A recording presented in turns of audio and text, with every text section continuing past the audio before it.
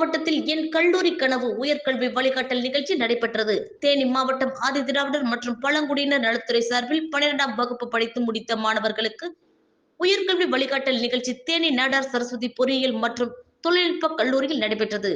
நிகழ்ச்சிக்கு மாவட்ட ஆதிதிராவிடர் மற்றும் பழங்குடியினர் நல அலுவலர் சசிகலா தலைமை தாங்கினார்.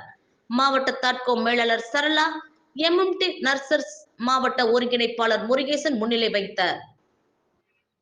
ஆதிதிராவிடர் மற்றும் பழங்குடியினர் மாணவ மாணவிகள் கல்வியில் சாதிக்க வேண்டும், உதவித்தொகை, வேலைவாய்ப்பில் முன்னுரிமை, போட்டித் தேர்வில் முன்னுரிமை போன்ற பல்வேறு அரசு சலுகைகள் வழங்கப்பட்டு வருகின்றது. இவ்வாய்ப்பினை மாணவ மாணவிகள் பயன்படுத்தி தன்னம்பிக்கையுடன் வாழ்வில் உயர்ந்திட வேண்டும். மருத்துவம், பொறியியல், விவசாயம், UPSC, IIT மற்றும் கலை அறிவியல் தொழில்நுட்பம் என பல துறைகள் பற்றியும் உயர்கல்வி பயில உதவித்தொகை திட்டம் பற்றியும் தெரிவிக்கப்பட்டது. மாணவர்களுக்கு ஏற்பட்ட ஐயம் தொடர்பான கேள்விகளுக்கு அவர்கள் புரிந்து கொள்ளும் வண்ணம் விரிவாக எடுத்துரைக்கப்பட்டது.